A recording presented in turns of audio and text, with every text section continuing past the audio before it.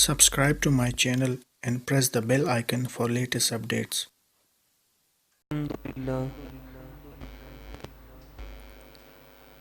الحمد لله نحمده ونستعينه ونستغفره ونؤمن به ونتوكل عليه ونعوذ بالله من شرور أنفسنا ومن سيئات أعمالنا من يهده الله فلا مضل له ومن يضلله فلا هادي له ونشهد أن لا إله إلا الله وحده وحده وحده لا شريك له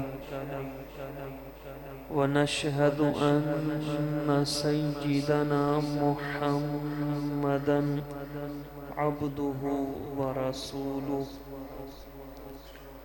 ونصلي ونسلم على رسوله ونبيه وحبيبه ومحبوبه ورحمته وفضله سيدنا محمد وعلى آله وأصحابه أجمعين أما بعد فأعوذ بالله من الشيطان الرجيم بسم الله الرحمن الرحيم ألا إن أولياء الله لا خوف عليهم ولا هم يحزنون صدق الله مولانا العظيم وبلغنا رسوله النبي الأمين الكريم ونحن على ذلك لمن الشاهدين والشاكرين والحمد لله رب العالمين.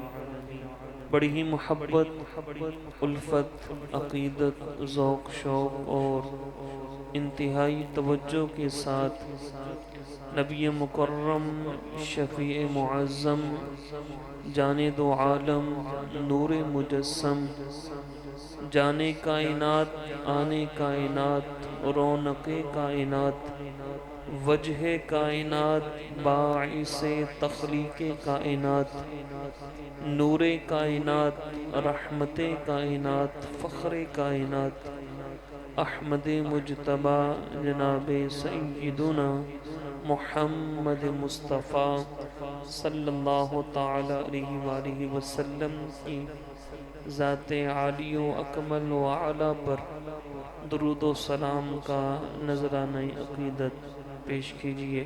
پڑھیے الصلاۃ والسلام علیکہ یا سیدی یا رسول اللہ، الصلاۃ والسلام علیکہ یا سیدی یا حبیب اللہ، الصلاۃ والسلام علیکہ یا سیدی یا رحمتا للعالمین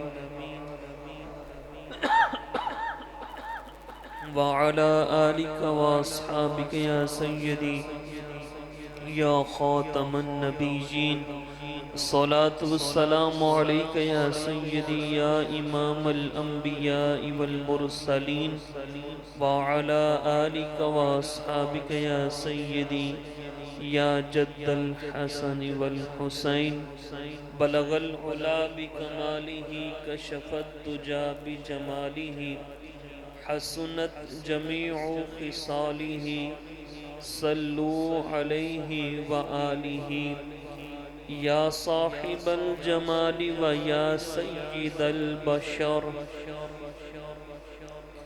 من وجهك المنير لقد نور القمر لا يمكن الثناء كما كان حقه بعد از خدا. بزرگ توئی قصہ مختصر لی خمسة اطفی بها حر الوباء الحاطمة المصطفى والمرتضى وابناہما والفاطمہ۔ میرے انتہائی قابل صد احترام بزرگوں، دوستوں، چھوٹے عزیز بچوں، تھوڑی آواز بتا دیں۔ آج اللہ رب العزت کے فضل و کرم، اس کی توفیق اور عنایت سے ہم جمعۃ المبارک کی ادائیگی کے لیے حاضر ہیں۔ اللہ رب العزت ہماری اس حاضری کو شرف قبولیت عطا فرمائے، اور جمعۃ المبارک کی جتنی بھی برکات ہیں ان تمام برکات سے اللہ تعالی ہم سب کو مالا مال فرمائے۔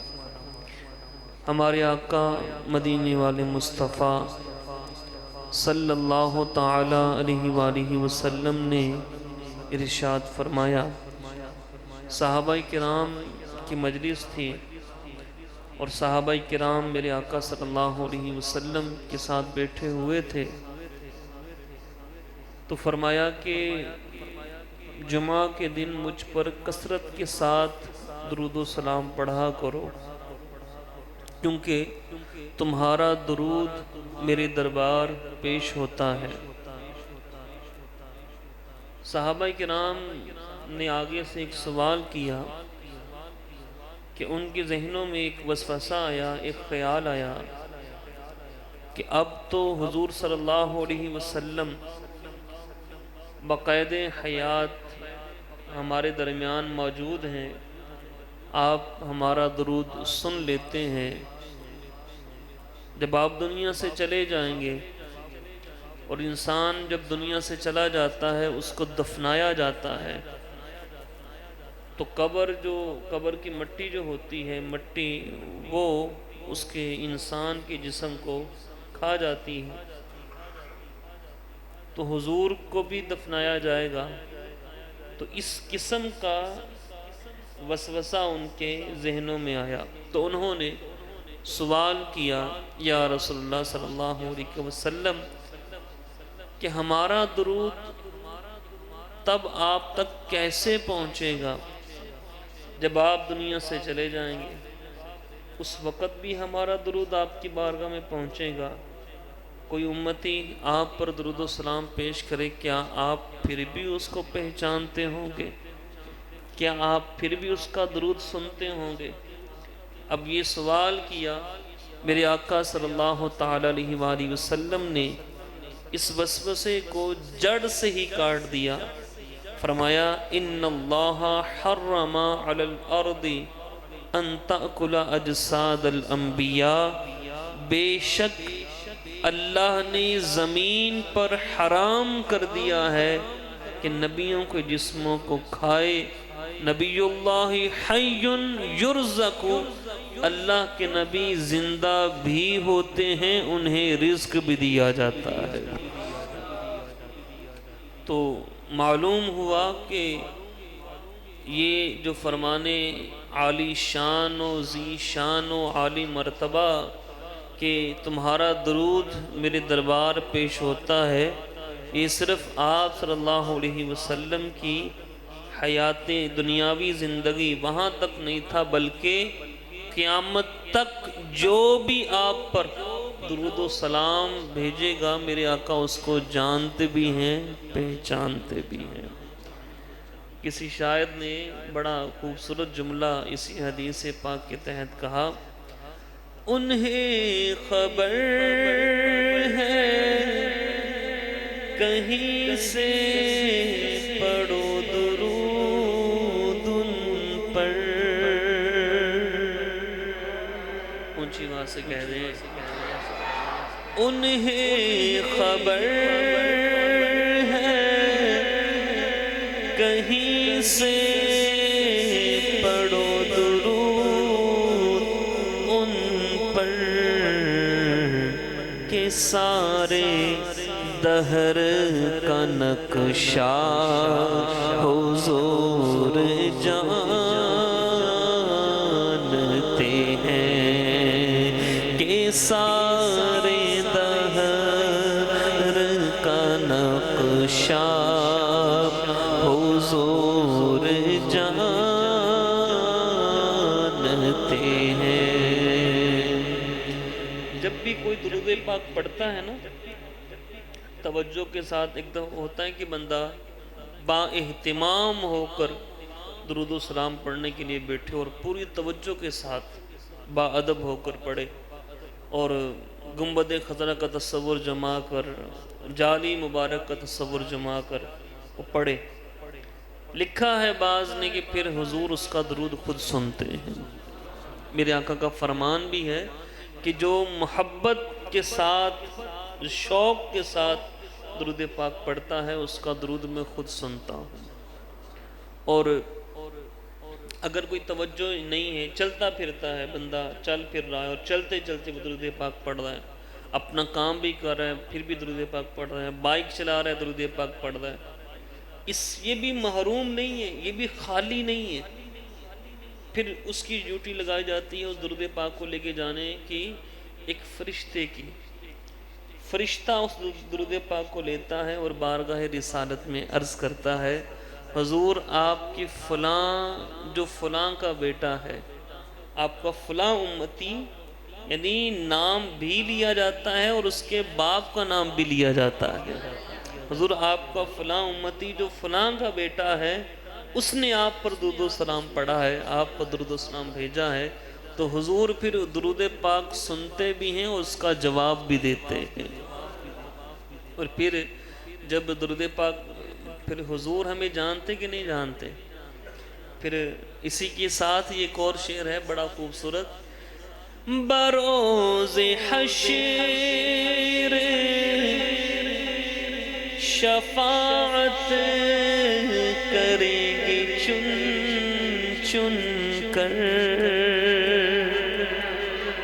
بروز حشر شفاعت کریں گے چن چن کر،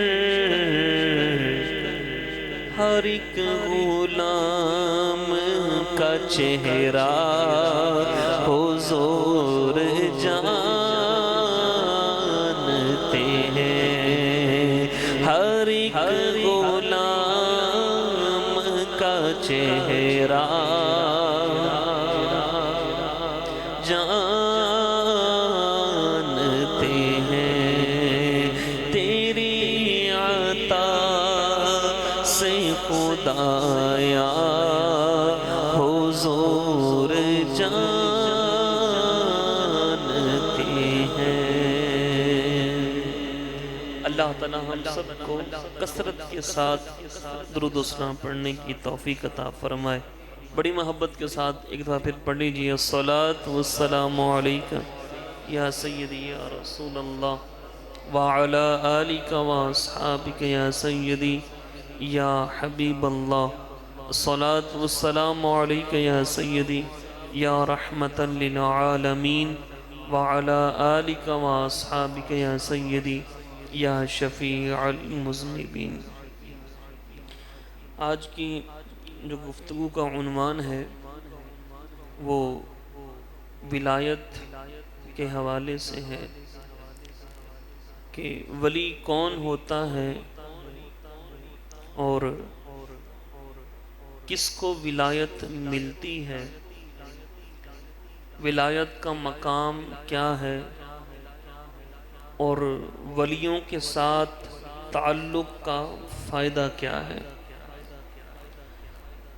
اس حوالے سے گفتگو ہوگی۔ اللہ تعالی ہم سب کو حق سچ کہنے، سمجھنے، سننے اور اس پر عمل کرنے کی توفیق عطا فرمائے۔ پہلے زمانے میں اگر کوئی شخص ولایت حاصل کرنا چاہتا، اللہ کا قرب حاصل کرنا چاہتا پچھلی امتوں میں، تو اس کے لیے یہ تھا کہ وہ جنگلوں میں نکل جائے، جنگلوں میں نکل کر وہاں پر جا کر اللہ اللہ کرے، اپنے رب کو راضی کرے، اپنے بیوی بچوں کو چھوڑ دے، بیوی کے پاس نہ جائے، بچوں کے پاس نہ جائے، رشتہ داروں کے پاس نہ جائے۔ یہ پچھلی امتوں میں اگر کوئی بننا چاہتا تھا تو اس کے مختلف طریقے تھے، لیکن جب حضور صلی اللہ تعالی علیہ وآلہ وسلم تشریف لے آئے تو اب وہ طریقہ ختم ہوا۔ اب طریقہ کیا؟ اللہ تعالیٰ نے خود قرآن پاک میں ارشاد فرمایا، قل، اے محبوب اپنی امت سے فرما دیجئے، ان کنتم تحبون اللہ فاتبعونی، کہ اگر تم اللہ سے محبت کرتے ہو، فاتبعونی، تو میں محمد مصطفیٰ کی پیروی کرو، میری اتباع کرو، میرے طریقے پر چلو، میری اطاعت کرو، میری سنت پر عمل کرو۔ اب یہ کام کرنے کے بعد کیا ملے گا؟ فرمایا یحببکم اللہ، اللہ تمہیں اپنا محبوب بنا لے گا۔ اب ہمارے لیے وہ حکم نہیں کہ جنگلوں میں نکل جاؤ، یہ حکم نہیں، بیوی کو چھوڑ دو، یہ حکم بھی نہیں، بچوں کو چھوڑ دو، یہ حکم بھی نہیں، بلکہ معاشرے میں رہتے ہوئے اپنے بچوں کے ساتھ، اپنی بیوی کے ساتھ ایسے معاملات کرو، اپنے رشتہ داروں کے ساتھ ایسے رہو جیسے میرے محبوب رہتے تھے، تو تمہیں بھی میں اپنا محبوب بنا لوں گا۔ حضور کی سنت پر عمل کرنا، اختصار کے ساتھ کہ جو بھی آپ صلی اللہ علیہ وسلم کی سنت پر عمل کرتا ہے وہ اللہ کا ولی ہے۔ وہ کون ہے؟ اللہ کا ولی۔ کس پر عمل کرتا ہے؟ سنت پر۔ ایک تو صحابہ کرام ازواج مطہرات کے ہاں تشریف لے کے گئے، پوچھنا یہ تھا کہ حضور صلی اللہ علیہ وسلم کس قدر عبادت کرتے ہیں۔ اب وہ پوچھا صحابہ کرام نے کہ آپ صلی اللہ علیہ وسلم کتنی عبادت کرتے ہیں، تو بتایا کہ حضور رات کو نوافل بھی پڑھتے ہیں، آرام بھی کرتے ہیں۔ اب حضور کی یہ معاملات بتائے تو پھر وہ خود ہی کہنے لگے کہ حضور تو اللہ کے محبوب ہیں، وہ اگر عبادت نہ بھی کریں تب بھی ان کے لیے کوئی رکاوٹ نہیں، تو ہم چونکہ نبی نہیں ہیں، تو ایک صحابی نے یہ کہا کہ میں آج کے بعد افطاری نہیں کروں گا، میں ہمیشہ روزے سے رہوں گا، میں ہمیشہ روزے سے رہوں گا، ایک صحابی نے کہا۔ دوسروں نے کہا، دوسرے صحابی تھے، انہوں نے کہا کہ میں آج کے بعد اپنی بیوی کے پاس نہیں جاؤں گا، نہیں اس کے پاس نہیں جاؤں گا، میں ہمیشہ اللہ اللہ کروں گا۔ اب یہ باتیں آپ صلی اللہ تعالی علیہ وآلہ وسلم تک پہنچی تو آپ صلی اللہ تعالی علیہ وآلہ وسلم ناراض ہوئے، فرمایا کہ تم یہ کیا کہہ رہے ہو کہ حالانکہ میں تمہارے درمیان موجود ہوں، مجھ سے بڑھ کر اللہ سے ڈرنے والا کون ہے؟ میں اللہ سے ڈرتا بھی ہوں لیکن میں افطاری بھی کرتا ہوں، روزہ رکھتا بھی ہوں اور روزہ چھوڑتا بھی ہوں، نفلی روزہ، اور میں اپنی بیوی کے پاس جاتا بھی ہوں، میں نے نکاح بھی کیے ہیں، اور میں اللہ کی عبادت بھی کرتا ہوں۔ سن لو، جس نے میری سنت کو چھوڑا وہ گمراہی میں جا کے پڑ گیا، وہ گمراہی میں جا کے پڑ گیا۔ اب روزہ رکھنا یہ کس کی عبادت ہے؟ بولیے، اللہ کی عبادت ہے۔ وہ جو دوسرے صحابی تھے کہنے لگے کہ میں اپنی بیوی کے پاس نہیں جاؤں گا، کس لیے؟ اللہ کی رضا کے لیے۔ لیکن فرمایا وہ رستے بند ہو چکے جو میرے محبوب کی سنت سے دور ہو چکے۔ میرے محبوب کے طریقے پر جو چلے گا اسی کو ولایت مل سکتی ہے، دوسرے کو ولایت نہیں مل سکتی۔ فرمایا کل ان کنتم تحبون اللہ، اگر تم یہ چاہتے ہو، اگر تم اللہ سے محبت کرتے ہو، فاتبعونی، تو میرے محبوب کی پیروی کرو، یحببکم اللہ، اللہ تمہیں اپنا محبوب بنا دے گا۔ اللہ تعالیٰ ہمیں سنتوں پر عمل کرنے کی توفیق عطا فرمائے۔ تو یہ ولایت میں جو سب سے پہلی چیز آتی ہے وہ حضور صلی اللہ علیہ وسلم کی کامل اتباع، حضور کی پیروی۔ اب کوئی پانی پہ چل کے دکھا دے لیکن سنتوں پر عمل کرتا نہ ہو، توجہ رکھیے گا، کوئی پانی پر چل کے دکھا دے اور سنت پر عمل نہ کرتا ہو، وہ اللہ کا ولی تو نہیں ہو سکتا، کوئی شعبدہ باز ہو سکتا ہے، وہ آنکھوں کا دھوکہ ہو سکتا ہے، کوئی ہوا میں اڑ کے دکھا دے، وہ شعبدہ باز تو ہو سکتا ہے لیکن اللہ کا ولی نہیں ہو سکتا۔ اللہ کا ولی وہی ہوگا جو سنت پر عمل کرتا ہوگا، جو سنت پر عمل چاہے وہ زمین پہ چلتا ہو، کوئی اس سے کرامت صادر نہ ہو، لیکن حضور کی سنت پر عمل کرتا ہوگا تو وہ اللہ کا ولی ہوگا۔ یہ قرآن ہے، کوئی اپنی طرف سے تھوڑی ہے۔ اللہ فرماتا ہے میرے محبوب کی پیروی کرو، میں تمہیں اپنا محبوب بنا دوں گا، اور اللہ کا جو محبوب ہوتا ہے وہی اللہ کا ولی ہوتا ہے۔ ہاں، جب حضور کی سنتوں پر عمل کیا، کامل اتباع کی، تہجد پڑھی، ساری نمازیں با جماعت پڑھی، حضور کی سنتوں کو سجایا، حضور کی اخلاق کو اپنایا، حضور کی صفات کو اپنایا، اور جن سے حضور نے منع فرمایا بندہ اس سے دور رہا، اب اس کو ولایت کا مقام مل گیا۔ اب وہ کوئی کرامت دکھا دے وہ برحق ہے، لیکن اگر کوئی بندہ نماز نہیں پڑھتا اور کہتا ہے میں اللہ کا ولی ہوں، وہ ولی ہو سکتا ہے؟ وہ اللہ کا ولی، حضور نے فرمایا کہ کتا اگر گھر میں ہو وہاں رحمت کے فرشتے نہیں آتے، تو کوئی پیر بنا بیٹھا ہو اور کہے کہ میں تو اللہ کا ولی ہوں، وہ پیر ہو سکتا ہے؟ کتا پالنے والا پیر ہو سکتا ہے؟ کتوں کی لڑائیاں کروانے والا پیر ہو سکتا ہے؟ اس کا ولایت سے کوئی تعلق نہیں۔ اس کو توجہ کے ساتھ اور بڑی توجہ کے ساتھ اس کو سماعت کیجئے گا۔ حضور صلی اللہ علیہ وسلم کی سنت کو چھوڑ کر کوئی بندہ جو بھی عمل کرے وہ شیطان کا ساتھی تو ہو سکتا ہے، اللہ کا ولی نہیں ہو سکتا۔ بڑے بڑے ایسے جعلی لوگ دیکھنے میں آئے۔ ہم سکول پڑھتے ہوتے تھے، یہ غلام احمد آباد میں government M C high school, وہاں سامنے ایک بابا بیٹھا، چرسی بنگی بابا، لوگوں کا اس کے پاس بڑا رش رہتا تھا، تو ہم وہاں روزانہ گزرتے، آتے ہوئے وہ بابا وہاں بیٹھا ہے، جاتے ہوئے وہ بیٹھا ہے بابا وہاں پہ، تو لوگ اس کے پاس کیا کرنے آتے تھے، وہ نمبر لینے آتے تھے، نمبر ہوتے ہیں نا پرائز بانڈز کے، اور نمبر لے کے آنے۔ وہ طریقہ کار اس کا کیا تھا، وہ اس سے پوچھتا بابا نمبر مجھے دو کوئی، وہ آگے سے اس کو گالی بکتا، ماں کی گالی بکتا، بہن کی گالی بکتا۔ یہ دیکھیں ہم کتنے اتھاہ گہرائیوں میں جا کے گر چکے ہیں، زوال کی انتہا ہے۔ اب وہ آگے سے بندہ اندازہ لگاتا کہ اس نے میری ماں کو اتنی دفعہ گالی دی ہے تو یہ نمبر، میری بہن کو اتنی دفعہ گالی دی ہے تو یہ نمبر، میری فلاں کو اتنی دفعہ گالی دی ہے تو یہ نمبر۔ اب یہ نہیں کہ وہاں پر کوئی وہ جاہل قسم کے، اور پڑھے لکھے لوگ، اچھے گھروں والے، وہ آگے اس سے نمبر لے رہے ہیں جناب، وہ آگے سے گالیاں بک رہے ہیں، وہ نمبر نوٹ کر رہے ہیں۔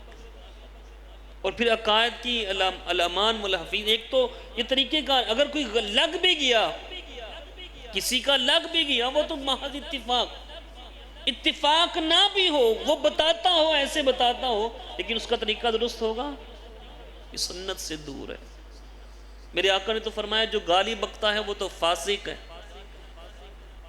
اور ہم اس سے جناب جا کر اپنی عقیدتیں منا رہے ہیں، اپنی جناب اپنی طلب کر رہے ہیں، اپنے معاملات اس سے حل کروا رہے ہیں کہ بابا جی نمبر دسو۔ ہم نے تو وہ گالیاں بکنے والے کو بابا جی سمجھ لیا، اللہ کا ولی سمجھ لیا۔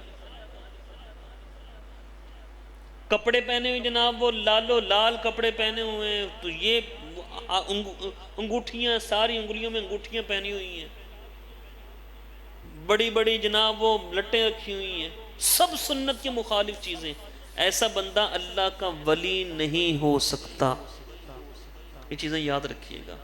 ولی وہی ہوگا جو سنت پر عمل کرے گا، جو سنت پر عمل کرتا ہوگا۔ وہ جی طریقت الگ ہے، شریعت الگ ہے، ارے شریعت پر چلنا ہی طریقت ہے،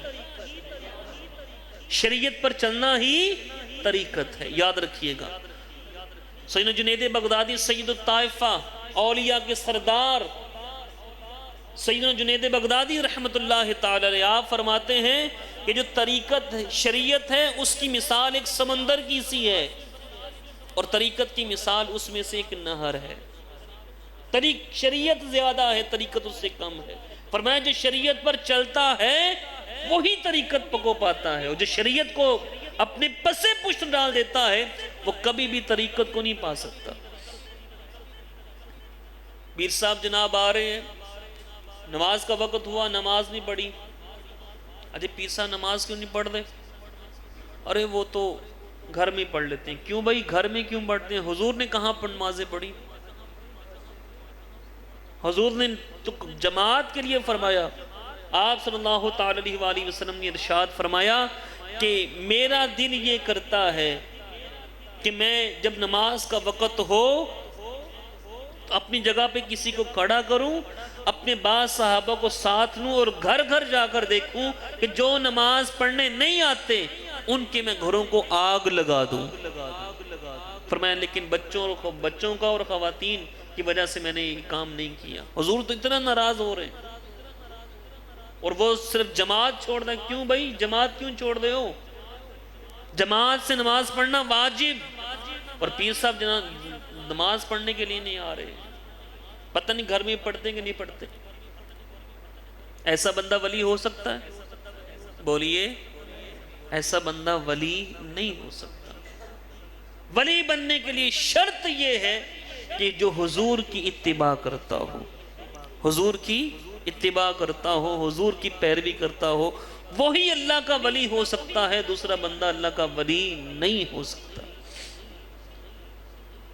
پیر صاحب جناب وہ نمازیں نہیں ہیں، روزے نہیں ہیں، داڑھی بالکل کترائی ہوئی، کوئی معاملہ ہے بھائی کس جگہ پہ بیٹھے ہو تم؟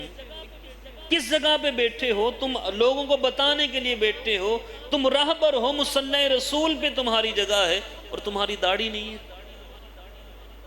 تمہاری حرکتیں ایسی نہیں ہیں۔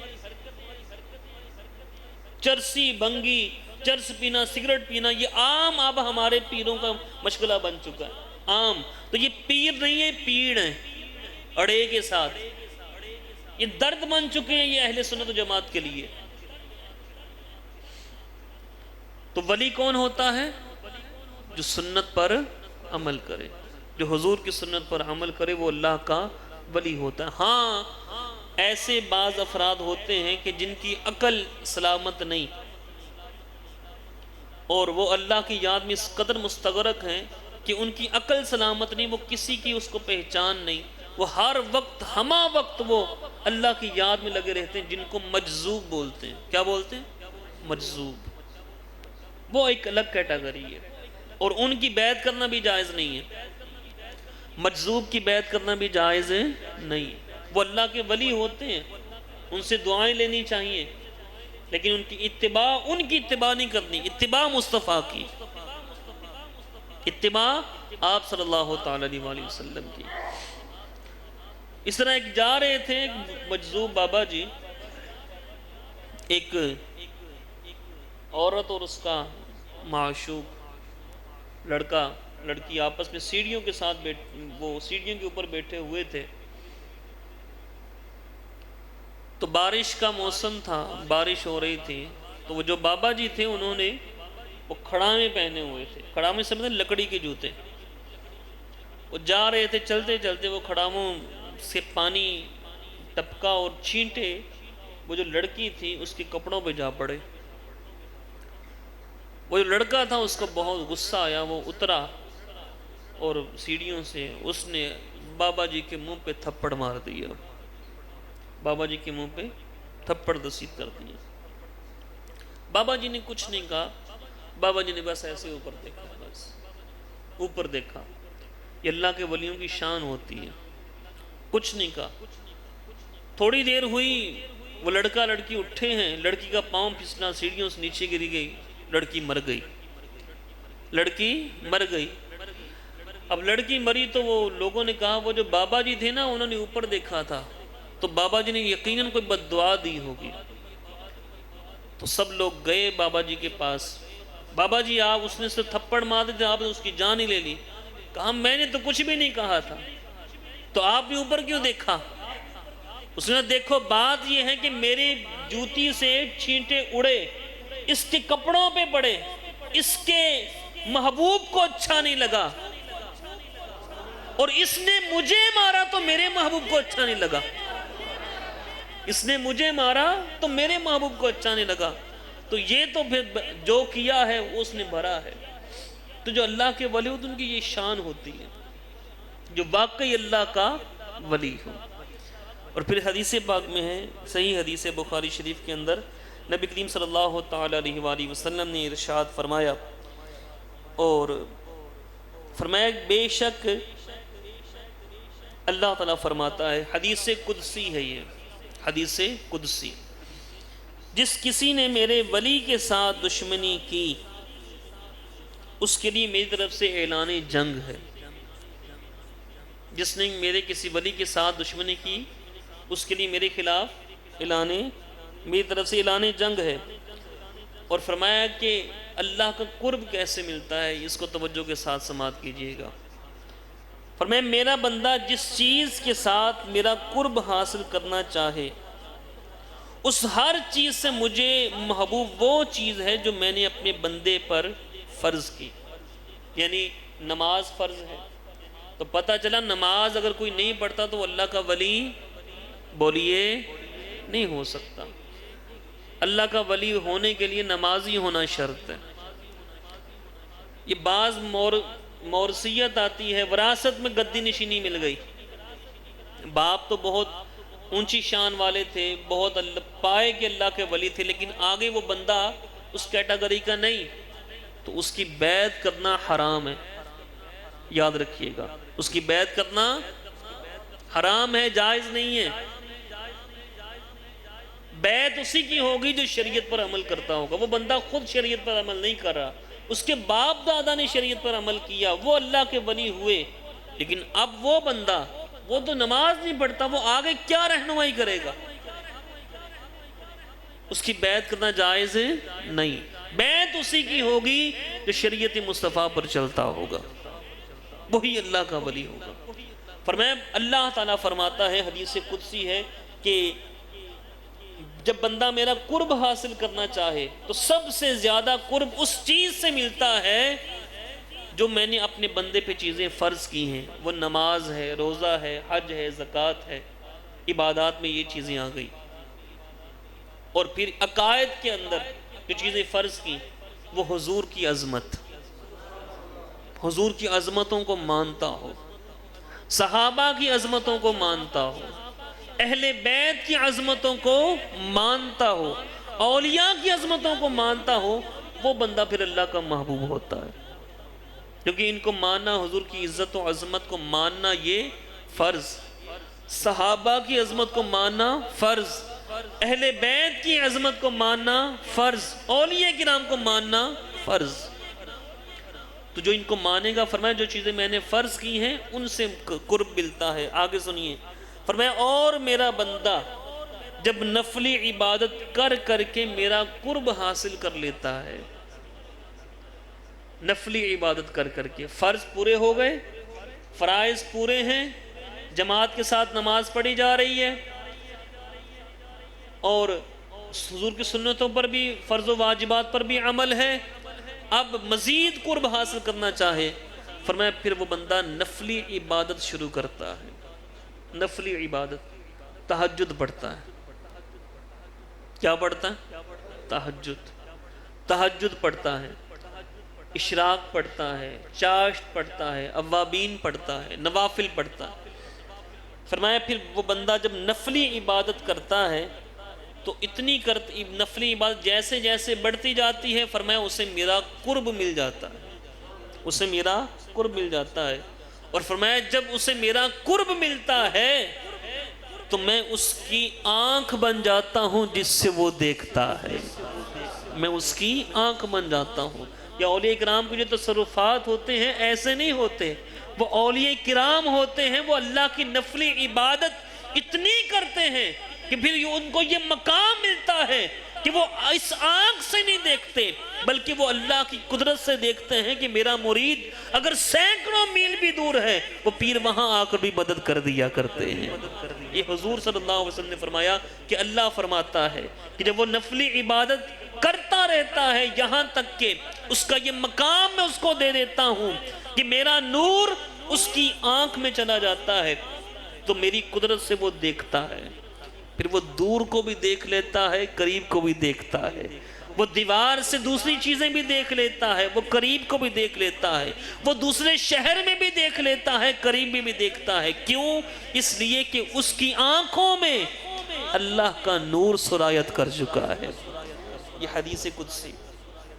اور پھر فرمایا کہ میرا بندہ جب میرا محبوب بن جاتا ہے تو میں اس کے کان بن جاتا ہوں جس سے وہ سنتا ہے، جس سے وہ سنتا ہے۔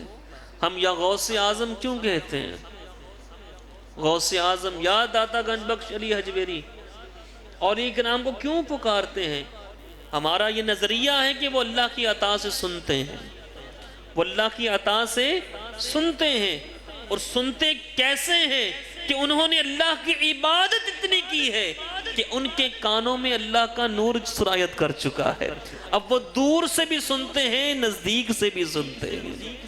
فرمایا کہ میں اس کے ہاتھ بن جاتا ہوں جس سے وہ پکڑتا ہے، میں اس کے ہاتھ بن جاتا ہوں جس سے وہ پکڑتا ہے۔ فرمایا میرا نور اس کے پاؤں میں چل جاتا ہے، وہ پاؤں جس سے وہ چلتا ہے، جس سے وہ چلتا ہے۔ پھر وہ بندہ اگر مجھ سے سوال کرے تو میں اس کو ضرور دیتا ہوں، اور اگر وہ مجھ سے پناہ مانگے تو میں اس کو پناہ بھی عطا کرتا ہوں۔ یہ اللہ کے ولیوں کی شان ہے۔ جو ہم اولیاء کرام کو مانتے ہیں جو واقعی اللہ کے ولی ہوں، ان کو جو ہم مانتے ہیں اس کی وجہ یہ ہے کہ وہ اللہ کی عبادت اس قدر کرتے ہیں کہ پھر ان کو یہ اللہ تعالیٰ مقام عطا فرما دیتا ہے۔ اللہ تعالیٰ ہم سب کو اولیاء کرام کے ساتھ تعلق قائم رکھنے کی توفیق عطا فرمائے، اور ان کے پاس جو بیٹھنے والا ہوتا ہے وہ بھی محروم نہیں رہتا، وہ بھی محروم نہیں رہتا۔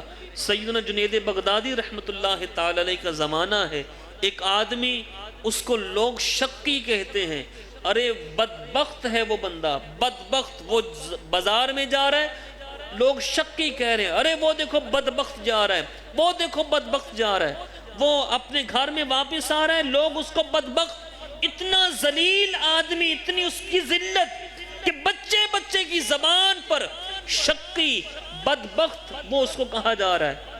ایک مرتبہ یوں ہوا وہ جنید بغدادی کی مجلس میں آ کے بیٹھ گیا۔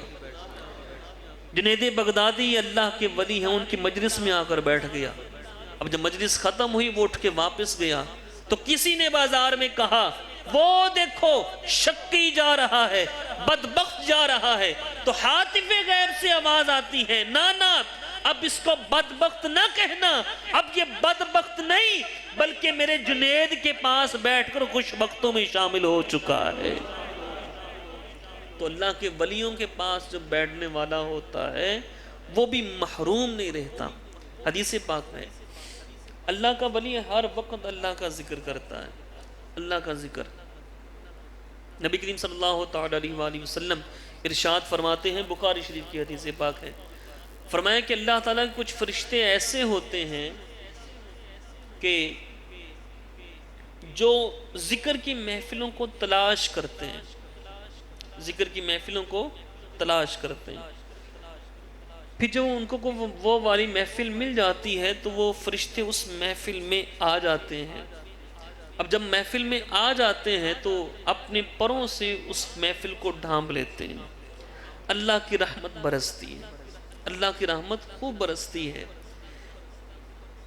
پھر جب محفل ختم ہوتی ہے فرشتے واپس اللہ تعالیٰ کی بارگاہ اقدس میں حاضر ہوتے ہیں۔ اللہ تعالیٰ سب کچھ جانتا ہے پھر بھی پوچھتا ہے، فرشتوں کہاں سے آئے ہو، کہاں سے آئے ہو؟ اللہ بھی اپنے پیاروں کا تذکرہ سننا چاہتا ہے۔ فرشتوں کہاں سے آئے؟ فرشتے عرض کرتے ہیں، یا اللہ تیرے پیارے بندے تیرے ذکر کر رہے تھے، تیرے محبوب کا ذکر کر رہے تھے۔ اچھا وہ کیا مجھ سے مانگ رہے تھے؟ یا اللہ وہ تجھ سے جنت کے طلبگار تھے، معافی کے طلبگار تھے، اور جہنم سے پناہ مانگتے تھے۔ اللہ تعالیٰ فرماتا ہے فرشتوں گواہ ہو جاؤ، میں نے ان سب کی بخشش کر دی ہے۔ میں نے ان سب کی بخشش، جتنے بھی محفل میں آئے، ذکر میں آئے، میں نے سب کی بخشش کر دی۔ یہ اولیاء کرام کی محفلیں جو ہوتی ہیں یہ رحمتوں سے خالی نہیں ہوا کرتی۔ فرمایا فرشتوں گواہ ہو جاؤ، میں نے سب کی بخشش کر دی۔ اور پھر ایک فرشتہ عرض کرتا ہے یا باری تعالیٰ، اس میں ایک بندہ ایسا آیا تھا جو ذکر کی نیت سے نہیں آیا تھا، بس جا رہا تھا، ذکر ہو رہا تھا، اس نے کہا دیکھو تو صحیح کیا ہو رہا ہے، وہ بیٹھ گیا، اس کے بارے میں کیا حکم؟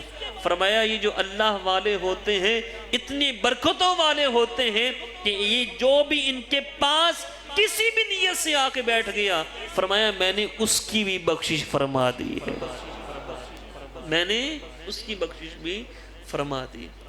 تو اللہ تعالی ہم سب کو اولیاء کرام کے ساتھ اپنا تعلق قائم رکھنے کی توفیق عطا فرمائے، لیکن ولی ہو، شیطان نہ ہو۔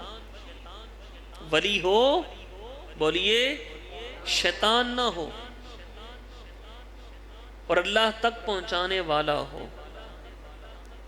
ولی کی ایک علامت یہ ہے کہ وہ سخی ہوتا ہے۔ کیا ہوتا ہے؟ سخی ہوتا ہے۔ میرے آقا صلی اللہ تعالی علیہ وآلہ وسلم کی سنت ہے نا سخاوت، وہ دل کھول کے مال خرچ کرتا ہے، دل کھول کے جو بھی اس کے پاس ہو وہ مال خرچ کرتا ہے۔ آپ اولیاء کرام کی خانقاہوں پہ چلے جائیں، جو بھی ان کے پاس ہوگا وہ اگلے بندے کو دیں گے، جو بھی ان کے پاس ان کی استطاعت کے مطابق ہوگا وہ دیں گے ان کو۔ تو جو ولی ہوتا ہے وہ سخی ہوتا ہے۔ آج کل کے پیروں کو بھی آپ نے دیکھا ہوگا، وہ پیر ایسے بھی ہوتے ہیں جب مرید آتا ہے تو پوچھتے ہیں بھئی کیا لے کے آئے ہو، کیا لے کے آئے ہو، اور جب جاتا ہے تو بھی کیا دے کر جا رہے ہو۔ مریدوں کے دلوں پہ پیر کی نظر نہیں، مریدوں کی جیبوں کے اوپر پیر کی نظر ہوتی ہے۔ یہ پیر نہیں ہے، یہ پیر نہیں۔ پیر تو سخی ہوتا ہے، وہ تو لالچ سے پاک ہوتا ہے۔ تو ایسے پیر اگر مل جائیں تو ان کی صحبت اختیار کرنی چاہیے۔ سیدی امام اہل سنت اعلی حضرت رحمۃ اللہ تعالی علیہ نے پیر کی 4 شرائط ذکر کی ہیں۔ کتنی؟ 4 شرائط ذکر کی ہیں۔ پہلی آپ نے شرط یہ لکھی کہ صحیح العقیدہ ہو، اس کا عقیدہ بالکل درست ہو، صحیح العقیدہ ہو، بد مذہب نہ ہو۔ بد مذہب سے مراد کیا؟ کہ وہ حضور کی تعظیم کرنے والا ہو، یہ نہ ہو کہ وہ حضور کی تعظیم نہ کرتا ہو۔ حضور کی عظمتوں کو ماننے والا ہو، وہ مانتا ہو کہ اللہ نے میرے آقا کو اختیارات دیے ہیں، وہ مانتا ہو میرے آقا کو اللہ تعالیٰ نے علم غیب سے نوازا ہے، وہ مانتا ہو کہ میرے آقا صلی اللہ علیہ وآلہ وسلم زندہ ہیں، وہ مانتا ہو کہ میرے آقا صلی اللہ علیہ وسلم جہاں چاہے جا سکتے ہیں۔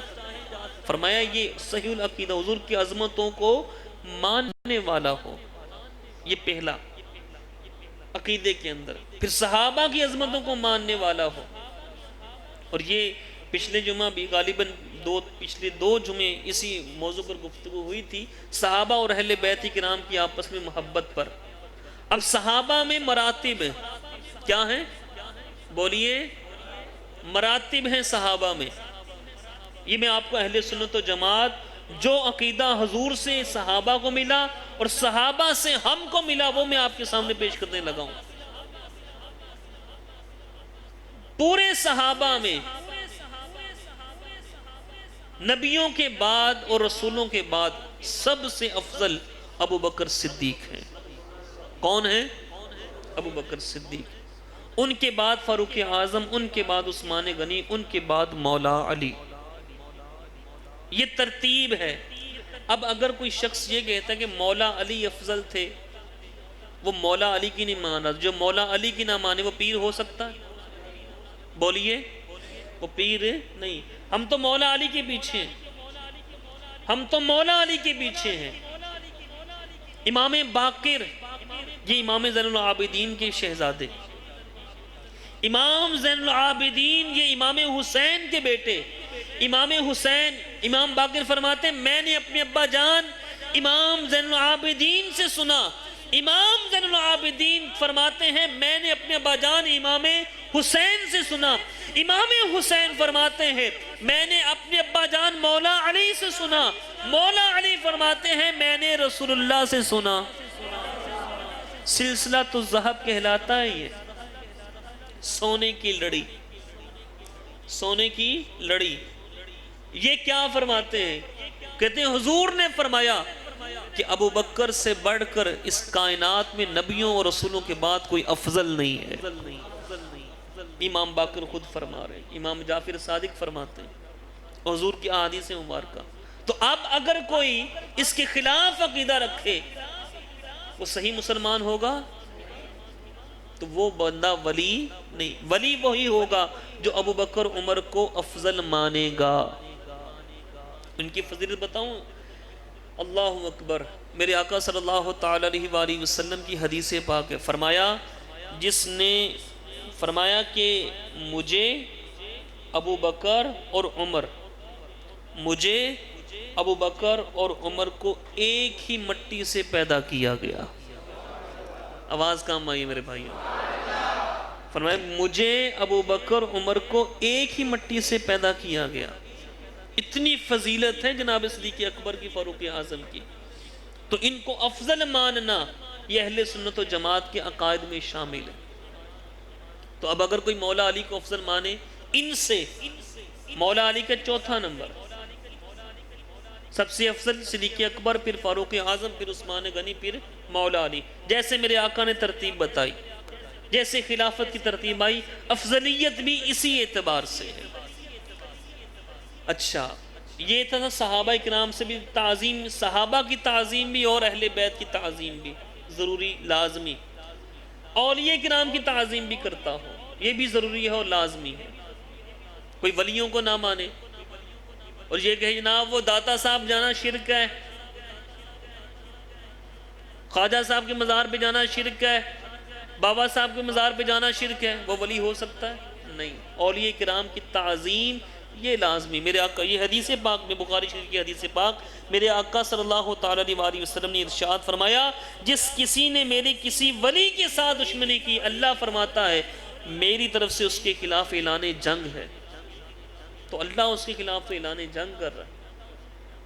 تو ایسا بندہ اللہ کا ولی، ان سے اپنے آپ کو دور رکھنا ہے. چاہے وہ نمازیں پڑھتا ہو، ہاں جی، چاہے وہ روزے رکھتا ہو، لیکن اگر اس کے دل میں اولیاء کا بغض ہے، اس کے دل میں اہل بیت کا بغض ہے، اس کے دل میں صحابہ کا بغض ہے، فرمایا وہ اللہ کا ولی نہیں ہو سکتا. یہ صحیح العقیدہ ہو. پہلی شرط یہ ہے بیت ہونے کی کسی کے پاس کہ وہ صحیح العقیدہ ہو. دوسری جو شرط بیان کی، فرمایا کہ ضروری علم رکھتا ہو، عالم دین ہو. کیا ہو؟ یہ نہ ہو کہ جاہل ہو، پتہ ہی نہ ہو کسی چیز کا. خود علم ہوگا تو اپنے مریدوں کو سکھائے گا نا. اب خود گالیاں بکنے والا ہو، وہ سگریٹ پہ سگریٹ، چرس پہ چرس، پکے سگریٹ پینے والا، وہ پیر ہو سکتا ہے؟ بولیے، وہ پیر نہیں ہو سکتا. اور ہمارے معاشرے کو خراب کرنے والے ایسے پیر ہیں. تو فرمایا وہ ضروری علم رکھتا ہو، عالم دین ہو. تیسری شرط فرمایا کہ کبیرہ گناہوں سے پرہیز کرنے والا ہو، کبیرہ گناہوں سے بچنے والا ہو. داڑھی منڈا نہ ہو. داڑھی منڈا پیر نہیں ہو سکتا. مسلمان تو ہے لیکن پیر نہیں ہو سکتا.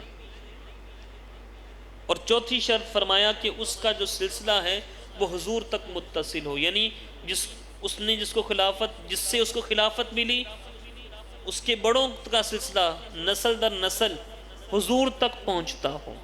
تو یہ چار شرطیں ہیں پیر کی. پہلی شرط صحیح العقیدہ ہو، دوسری صاحب علم ہو، تیسری کبیرہ گناہوں میں مبتلا نہ ہو، اور چوتھی اس کا سلسلہ حضور تک متصل ہو. وہ بندہ پیر ہو سکتا ہے. اگر کوئی ایک شرط بھی نہیں، وہ بندہ پیر نہیں ہو سکتا. آج لال شہباز قلندر کے عرس کے نام کے اوپر، داتا صاحب کے عرس کے نام کے اوپر ایسے ایسے تماش بین، ایسے ایسے شعبدے دکھانے والے اور شریعت کی دھجیاں اڑانے والے، وہ اللہ کے ولی نہیں ہو سکتے، وہ فقیر نہیں ہو سکتے۔ اور جی ہم کلندر ہیں، کہاں کے کلندر ہو؟ ایسا بندہ کوئی کلندر نہیں۔ ان سے خود بھی دور رہیں، اپنے بچوں کو بھی دور رکھیں۔ ڈول باجے تماشے لگانا، وہ جناب وہ اب تو نعوذ باللہ یہاں تک بات بڑھ گئی۔ میں نے ایک فلیکس دیکھا، لال شہباز کلندر کا عرس پاک ہے اور اس کے اوپر جناب کنجریوں کی تصویریں بنی ہوئی کہ یہ وہاں پہ آ کے ناچیں گے۔ یہ عرس پاک ہو رہا ہے، یہ اولیاء کرام کا معاملہ ہے، ان کا معاملہ نہیں۔ ان کے رسے پہ وہی ہے جو حضور کی سنتوں پر عمل کرنے والا ہے۔ اللہ تعالی ہم سب کو آپ صلی اللہ علیہ وسلم کی سنتوں پر عمل کرنے کی توفیق عطا فرمائے۔